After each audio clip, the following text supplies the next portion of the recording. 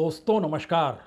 भारत कंगाली के रास्ते पर है या फिर भारत बेहद रईस देश है। भारत की अर्थव्यवस्था दुनिया के मानचित्र पर टॉप पर है या फिर सब कुछ फ्रॉड है और इतना घना अंधेरा है कि उसमें भारत की अर्थव्यवस्था और उसको लेकर बनाए गए नियम कायदे इस दौर में ध्वस्त हो चुके हैं। यानी सरकार के हाथ में कुछ भी नहीं बचा है या फिर सरकार के हाथ में सिर्फ यही बचा है कि वो 2047 में भारत विकसित राष्ट्र होगा, इसी का जिक्र करने लग जाए। और ध्यान दीजिए, 48 घंटे पहले प्रधानमंत्री मोदी जब अपने कैबिनेट मिनिस्टर्स के साथ बैठे तो उन्होंने इस देश की इकोनॉमी का जिक्र नहीं किया, बल्कि जिक्र किया कि 2047 का टारगेट लेकर चलिए और भारत तब तक विकसित राष्ट्र हो जाएगा। हर मंत्री बाहर मुस्कुराते हुए निकला। बीते 48 घंटों से कोई मंत्री कुछ कह नहीं पाया है। ना वित्त मंत्री ने कोई प्रतिक्रिया दी, ना ही कॉमर्स मिनिस्टर ने कोई प्रतिक्रिया दी, ना ही तेल मंत्री कुछ कह पाया, ना ही एग्रीकल्चर मिनिस्टर कुछ भी कह पाया। दरअसल देश की स्थिति जिस दिशा में है उसमें क्या वाकई यह संभव है कि जब बैंकों की हालत खस्ता हो और सरकार की अपनी हालत इतनी खस्ता हो चली हो कि वह बैंकों में अपने हिस्सेदारी बेचकर बाजार से पैसा निकालना चाह रहा हो और दूसरी तरफ इस देश में आरबीआई यानी रिजर्व बैंक ऑफ इंडिया बोरे भर भर के सरकार को इतना पैसा डिविडेंड का सौंपने की स्थिति में आ चुका हो जहां पर सबकी आंखें फटी रह जाएं। यानी 2014 से पहले आरबीआई को कितना भी डिविडेंड होता वो 50,000 करोड़ से ज्यादा दे नहीं सकता था। सरकार ने पता नहीं कौन सा मंत्र लगाया, 2015 में जलान कमेटी बैठाई और उसके बाद तय हुआ कि रिजर्व बैंक अब किसी भी लक्ष्मण रेखा को पार कर सकता है, यानी कितना भी पैसा दे सकता है वो सरकार को जो उसे लाभ होगा। यानी अजीबोगरीब परिस्थिति में बैंकों की हालत खस्ता और सबसे ज्यादा मुनाफा बैंकों को ही।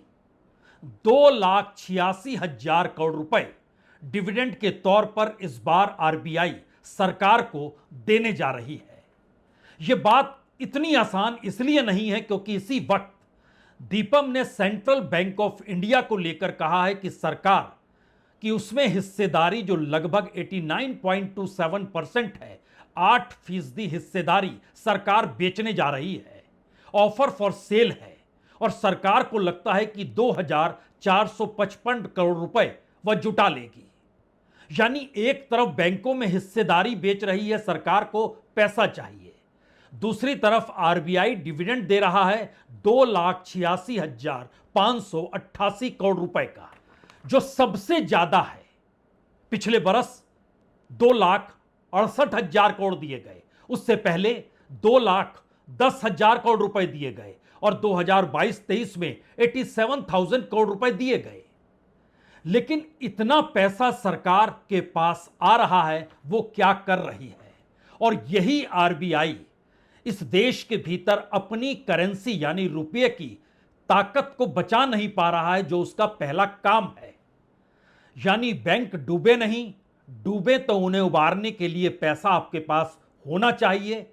करेंसी कमजोर नहीं हो, इसके लिए आपके पास आर्थिक नीतियां होनी चाहिए। लेकिन 2018 के बाद से लगातार डॉलर के मुकाबले रुपया कमजोर होते चला जा रहा है और स्थिति यह है कि किसी तरीके से रुपए में जान बची रह जाए, वो 100 के आंकड़े को ना छू ले। हर दिन 1 अरब डॉलर सरकार अपने रिजर्व में से खर्च कर रही है और सरकार के पास जो रिजर्व फॉरेस्ट है वो घटकर अब 688 पर आ गया है। 688 बिलियन डॉलर, यह है सरकार के खजाने का हिस्सा। लेकिन इसका अनूठा सच तो कुछ और भी है। इस दौर में सरकार को जितना पैसा चाहिए उतना पैसा सरकार के पास बाहर से माल लाने को लेकर होगा या नहीं होगा, किसी को भरोसा है ही नहीं। तो सरकार एक इमरजेंसी एस्पेक्ट में देश के ऊपर संकट का जिक्र कर रही है। लेकिन बात इतनी भी नहीं है। मुश्किल तो है कि इस देश के भीतर जो मिलीनियर्स और बिलीनियर्स हैं उनको भी सरकार की पॉलिसी पर भरोसा ही नहीं है।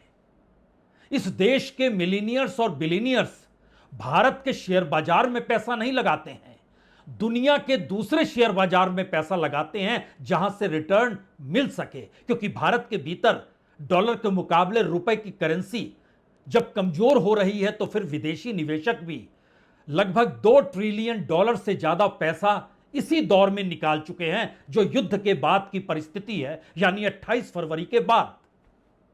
इतना ही नहीं, भारत के भीतर बिजनेस तो दूर की बात है, संपत्ति भी नहीं खरीद रहे हैं, संपत्ति भी दुनिया के दूसरे देशों में खरीद रहे हैं।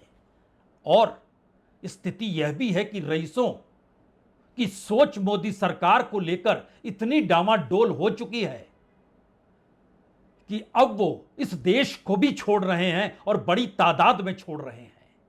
जो मिलीनियर्स हैं, जो बिलीनियर्स हैं, उनकी तादाद डराने वाली है। यानी दोनों को मिला दीजिएगा तो 1 लाख से ज्यादा इस देश के मिलीनियर्स और बिलीनियर्स ने इस देश को छोड़ दिया सिर्फ 3 वजहों से।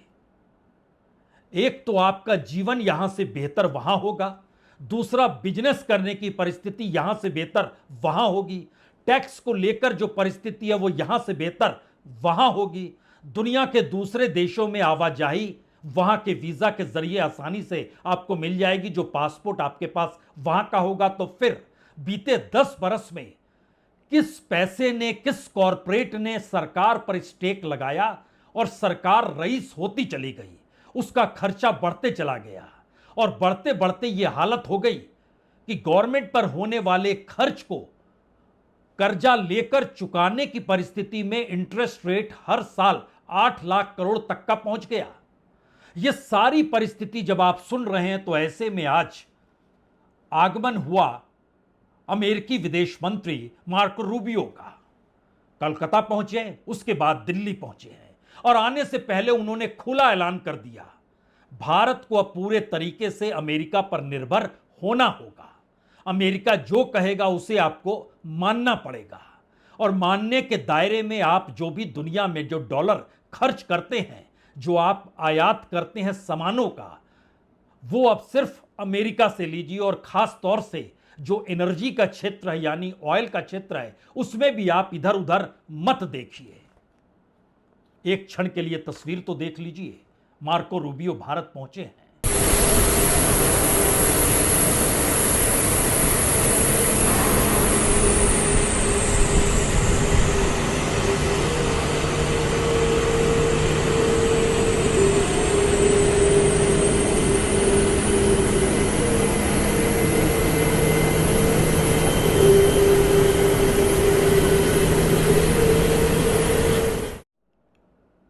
अमेरिकी विदेश मंत्री मार्को रूबियो जब वाशिंगटन से उड़े और मियामी पहुंचे और फिर उन्हें भारत आना था, तो इस बीच में ही उन्होंने कह दिया कि भारत और अमेरिका एक अहम सहयोगी और साझेदार हैं।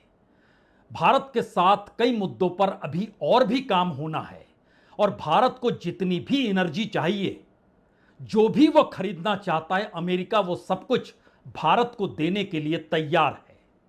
और अमेरिका के पास कोई भी ना तो एनर्जी की कमी है और ना ही किसी प्रोडक्ट की कमी है, तो हम हर निर्यात करने को तैयार हैं और भारत हर चीज का आयात करने को तैयार है। तो क्या अमेरिकी गुलामी की दिशा में बढ़ते हुए ये कदम भारत की इकोनॉमी के, देश के भीतर और बाहर की कौन सी परिस्थिति पैदा करने लगे हैं, जिसमें अब भारत के बड़े बड़े बिजनेसमैन का भरोसा भी डगमगाने तो नहीं लगा? क्योंकि भारत इस वक्त 42 देशों से कच्चा तेल लेता है, अमेरिका चाहता है सिर्फ उससे ही ले। उसका मतलब अब खुद और वेनेजुएला को वह साथ में जोड़ रहा है।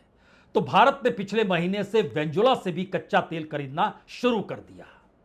अब यह निर्भरता कहां तक जाएगी, कैसे, किस रूप में जाएगी, उससे पहले देश के भीतर की जरा हकीकत को परख लीजिए। क्योंकि जब भारत के प्रधानमंत्री इस देश के नागरिकों से इस देश के हित के लिए क्या क्या करने के वादे लेना चाहते हैं, उसी वक्त भारत के जो बड़े बिजनेसमैन हैं, जो बड़ी कंपनियां हैं, वह जो ओवरसीज एफडीआई लगाती है, यानी दुनिया के बाजार में और उसमें भी अमेरिका के बाजार में सबसे ज्यादा पैसा भारतीय कंपनियां लगा रही है, वह देश के भीतर नहीं लगा रही है। और यह आंकड़ा कोई आज का नहीं है। अगर आप पिछले फाइनेंशियल ईयर को देखें 2025-26 में, तो 33.29 बिलियन डॉलर यानी 3 लाख करोड़ से ज्यादा भारत की कंपनियों ने दुनिया के दूसरे बाजार में अपनी एफडीआई लगा डाली। लेकिन बात यही रुकती नहीं है।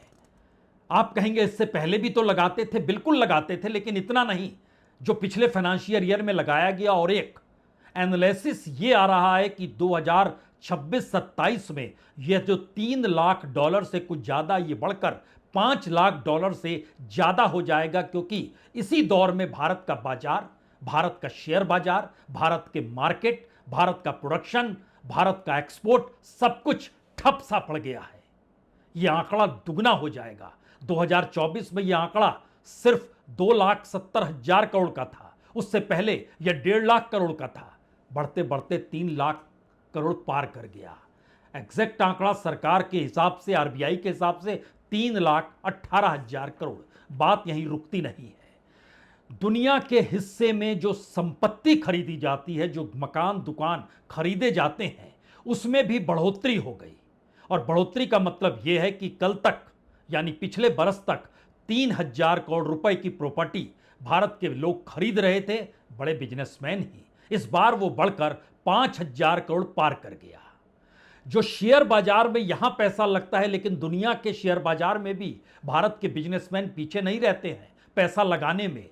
2025 में अगर उन्होंने 1.7 बिलियन डॉलर लगाया, यानी लगभग 16,000 करोड़ रुपए, तो इस बरस उन्होंने 2.7 बिलियन डॉलर लगा दिया, यानी 35,000 करोड़ रुपए उन्होंने बाहर लगा दिए। क्या यह मैसेज सिर्फ इतना भर है? जी नहीं। इस दौर का सबसे बड़ा संकट तो यह है कि इस देश को छोड़ने वाले लोगों के जहन में जो 4 सवाल हैं, उन चारों सवालों का जवाब भारत सरकार के पास नहीं है। यानी जिस नेक्सस का हम लोग जिक्र करते हैं कि कॉरपोरेट और सत्ता का नेक्सस, तो उस नेक्सस का मतलब यह है कि देश की संपत्ति कॉरपोरेट के हवाले कीजिए, कॉरपोरेट मुनाफा बनाएगा, उसके बाद जो पैसा उसे फालतू होगा वो पॉलिटिकल फंडिंग कर देगा, सरकार भी खुश, कॉरपोरेट भी खुश, जनता पर बोझ। यानी जनता पर बोझ, तो जनता पर बोझ का मतलब क्या? सरकार का लाभ, कॉरपोरेट का लाभ। अब पहली बार कॉरपोरेट को समझ में आया कि दरअसल यहां के पास तो लोगों की बाइंग कैपेसिटी ही खत्म हो रही है। तेल की कीमत बढ़ जाएगी तो तेल नहीं खरीद पाएंगे, महंगाई बढ़ जाएगी तो सामान नहीं खरीद पाएंगे, तो हम खुद कहां टिके। बड़ी तादाद में लिविंग स्टैंडर्ड्स को लेकर, बिजनेस यानी धंधे को लेकर, टैक्स की परिस्थिति को लेकर, जो दुनिया भर में घूम सकते हैं और बेहतर तरीके से इन्वेस्टमेंट कर सकते हैं, इसको लेकर 3,500 से ज्यादा मिलीनियर्स ने भारत को छोड़ दिया। हम इसी साल का जिक्र कर रहे हैं, कोई पुराने साल का जिक्र नहीं कर रहे हैं, क्योंकि अगर आप हाई नेटवर्थ के दायरे में आइएगा 10 बरस में तो 23,000 लोग, और अगर आप मिलीनियर्स को दायरे में लाइएगा तो 43,400 और लोग, यानी सब मिला दीजिएगा तो तकरीबन 64,000 से ज्यादा जो बिलीनियर्स, मिलीनियर्स, हाई नेटवर्थ वाले लोग हैं, वो देश छोड़कर चले गए। अब इसीलिए आरबीआई का सवाल आता है कि आरबीआई को इतना मुनाफा अगर हो रहा है तो सरकार को चाहिए कि जनता को राहत दे। जनता को तो वो राहत दे नहीं पा रही है, क्योंकि इस दौर में जो कीमतें बढ़ रही हैं वो बार बार दुनिया के उस संकट की दिशा में ले जा रही है कि देखिए, डॉलर के मुकाबले रुपया इसलिए गिर रहा है क्योंकि अंतर्राष्ट्रीय बाजार में कीमतें बढ़ रही हैं, तो हमें डॉलर में चुकाना पड़ रहा है।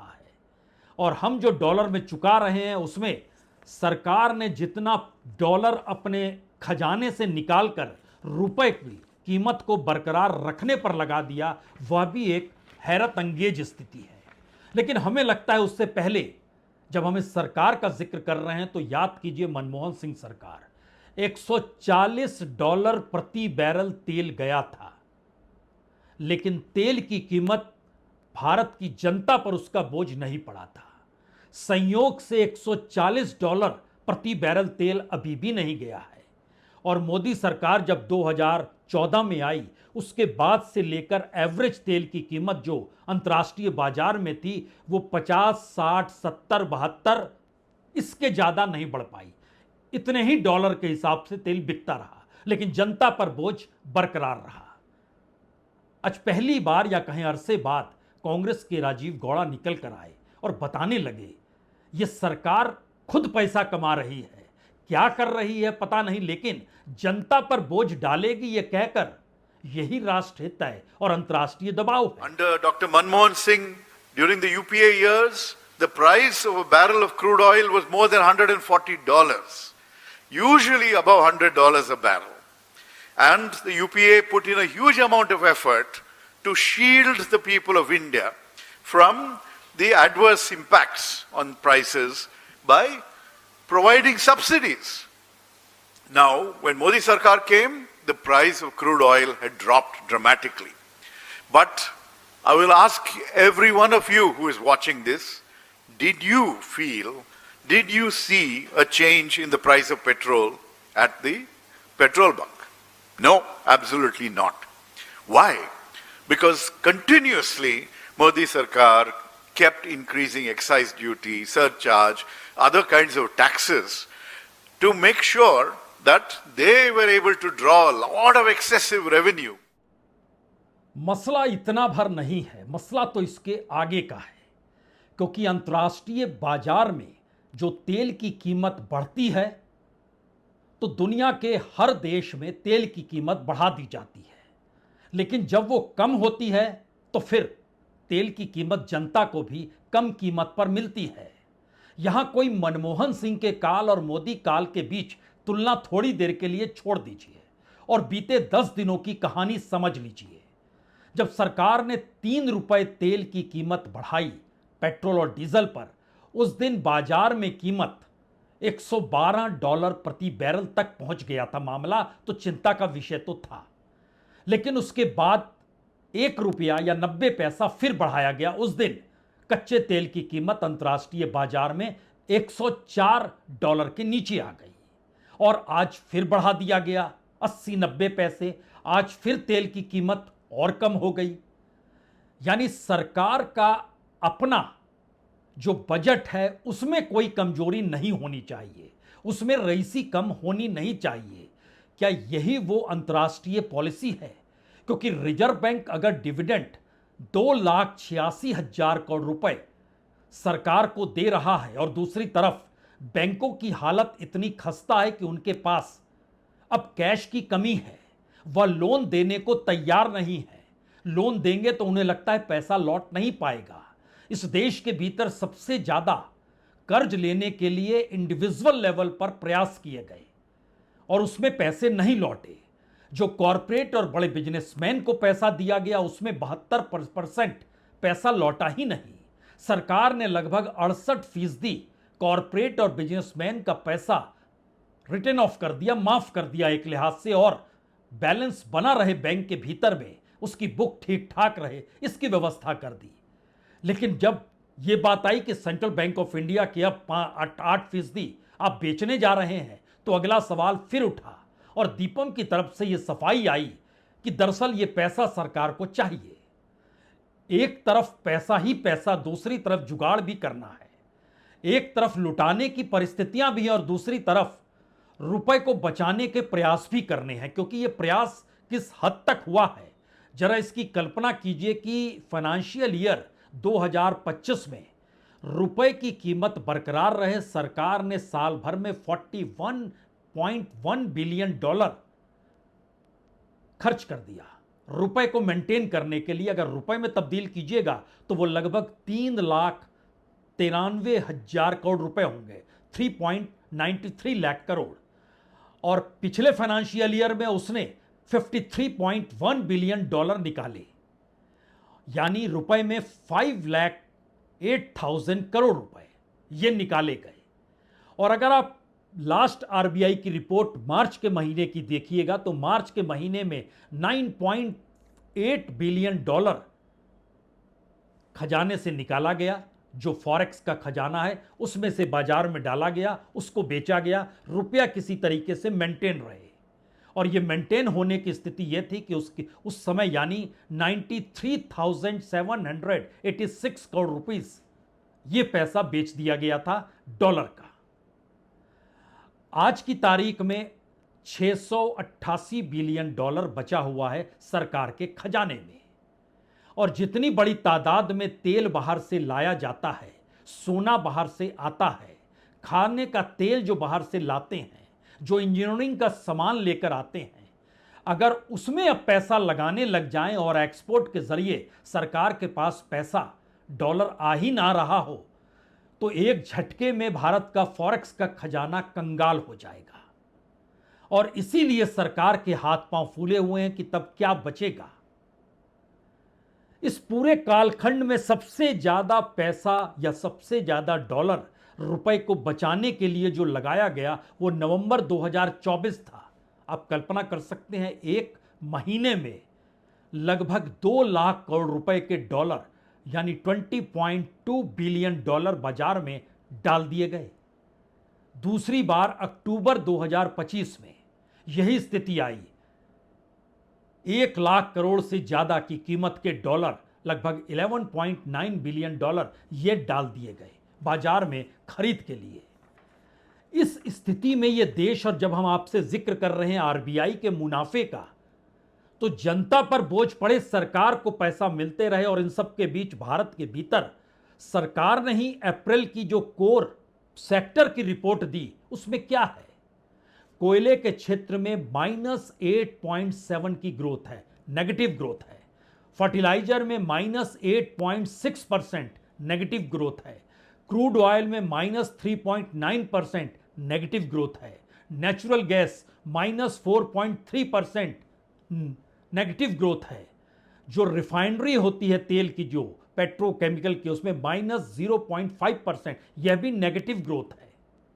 पूरा असर देश पर जिस तरीके से व्याप्त है उसमें करप्शन ही एकमात्र स्थिति है क्या? और शायद यही वो परिस्थिति है जो कमोवेश हर क्षेत्र को अपने दायरे में ले रही है। कहीं से भी पैसा चाहिए, क्या उसी का कहीं असर इस दौर में पेपर लीक भी तो नहीं जुड़ जाता है? क्योंकि उसकी एक अपनी करेंसी है, उसका एक अपना बजट है, उसके जरिए एक अपना प्रभाव और राजनीतिक दबाव है। लेकिन हालात सड़क पर क्या हो चले हैं, हमें लगता है। देखिए, जयपुर या राजस्थान कहें, एक छात्र ने, उनके माता पिता ने लोन लिया, उसको लगा इस बार नीट में हो जाएगा। पेपर लीक की खबर आई, उसने खुदकुशी कर ली। उसी की आवाज को उठाते हुए लड़के रात के अंधेरे में भी सड़कों पर चिल्ला रहे हैं। मेरी माँ, प्रदीप की माँ, घी बेच के, गहने बेच के अपने बच्चे को पढ़ा रही थी। आज सारे नौजवान सोशल मीडिया पे बस रील पोस्ट कर रहे हैं। मैं कहूंगा नौजवानों, लड़ना पड़ेगा। अगला नंबर किसी का भी हो सकता है। इसकी कोई गलती नहीं थी, सिस्टम का फेलियर है। इस सिस्टम के खिलाफ लड़ना पड़ेगा। ये कोई राजनीति नहीं है, ये लड़ाई है। जो भी सरकार सत्ता में होगी उससे हम लोग सवाल पूछेंगे कि हमारे भविष्य की जिम्मेदारी किसकी है, कौन ले रहा है इन मौतों का जिम्मेदार। आज जयपुर, सीकर, दिल्ली, गोवा, न जाने कितने लोग, कितने छात्र हताशा से मौत की घाट उतर रहे हैं। कौन जिम्मेदार है? तो क्या देश चलाने के तौर तरीके फेल हो चुके हैं और सरकार ने इसीलिए पैनिक बटन डॉलर को लेकर दबा दिया, या कहीं इंटरनेशनल करेंसी के मद्देनजर दबा दिया, या फिर जो माल इंपोर्ट किया जाता है उसके लिए दबा दिया? और देश के भीतर की परिस्थितियां इतनी नाजुक हो चली है कि लोगों के भीतर का गुस्सा उफान पर है। लेकिन सरकार अपने तौर पर 2047 की चकाचौंध और विकसित राष्ट्र होने की सोच अपने कैबिनेट मिनिस्टर्स को कह रही है, और 48 घंटों की खामोशी इसीलिए है। दरअसल इस पैनिक बटन की वजह सरकार के भीतर है क्या, इसको इस रूप में भी समझ लीजिए कि वाकई विदेशी मुद्रा अगर नहीं बचेगी तो इसके बाद भारत कर्ज लेकर सामान दुनिया के बाजार से ला पाएगा। एक क्षण के लिए सोचिए कि 6 चीजें, सिर्फ 6 चीजें अगर इस देश में ना मंगाई जाए, उसमें तेल है यानी ऑयल यानी एनर्जी, उसमें गोल्ड है, उसमें सिल्वर है, उसमें मिनरल्स हैं यानी उर्वरक है, उसमें इलेक्ट्रॉनिक गुड्स हैं, और उसमें टेक्नोलॉजी से जुड़ी मशीनरीज भी हैं। इन 6 की जो आयात होती है उसकी कुल संख्या जो हमको दुनिया के बाजार में पेमेंट करना होता है वो 513 बिलियन डॉलर है। ऑयल सबसे ज्यादा, ये पिछले साल का आंकड़ा है, इस साल क्या होगा कोई नहीं जानता है। पिछले साल तक तेल पर 174 बिलियन डॉलर दिए गए, गोल्ड पर 72 बिलियन डॉलर दिए गए, सिल्वर पर 12 बिलियन डॉलर दिए गए, मिनरल्स पर 77 बिलियन डॉलर दिए गए, इलेक्ट्रॉनिक गुड्स पर 116 बिलियन डॉलर दिए गए, मशीनरी पर 62 बिलियन डॉलर दिए गए। भारत के खजाने में 688 बिलियन डॉलर बचा हुआ है और ये 513 बिलियन डॉलर का जो पिछली बार सामान आया था, इस वक्त हमारी टीम ने जब उस पर काम किया तो अंतर्राष्ट्रीय बाजार में इतना ही माल अगर मंगाया जाए तो वो 513 बिलियन डॉलर बढ़कर 700 बिलियन डॉलर पार कर जाएगा, जो हमारे खजाने में भी नहीं है। तो पैनिक बटन इसलिए दबा है कि पिछले साल जितना माल अगर हम बुला लें बाजार से और हमारे पास एक्सपोर्ट जो लगातार कम हो रहा है तो डॉलर आ नहीं रहा है, तो हमारे पास रास्ता सिवाय कंगाली के क्या बचेगा। तो देश के भीतर स्वावलंबी की सोच आए, स्वदेशी की सोच आए, राष्ट्रहित का जिक्र हो, लेकिन अपनी रईसी में कोई कमी ना आए। तो बोरे भर भर के आरबीआई डिविडेंड सरकार को दे रही है 2,86,000 करोड़ रुपए, और दूसरी तरफ बैंक की हिस्सेदारी बेचने को तैयार है सिर्फ 2,500 करोड़ के लिए। परिस्थितियां कितनी नाजुक है या पैनिक बटन इस देश का दब चुका है और जनता के भीतर कोई जवाब इसलिए नहीं है कि कहीं कोई मंच बचा ही नहीं है जहां पर यह सवाल भी खड़ा हो पाए। स्थितियां नाजुक है तो इसकी जिम्मेदारी लेगा कौन? क्योंकि जिम्मेदारी लेते वक्त तो हम 2047 देख रहे हैं और आज की तारीख में इस देश के जरिए ही उस पर जो बोझ डाला गया उससे जो अलग अलग कमाई हुई वो कमाई हम अपने खाते में डाल रहे हैं। ये है पूरा सिस्टम। बहुत बहुत शुक्रिया, बहुत बहुत शुक्रिया।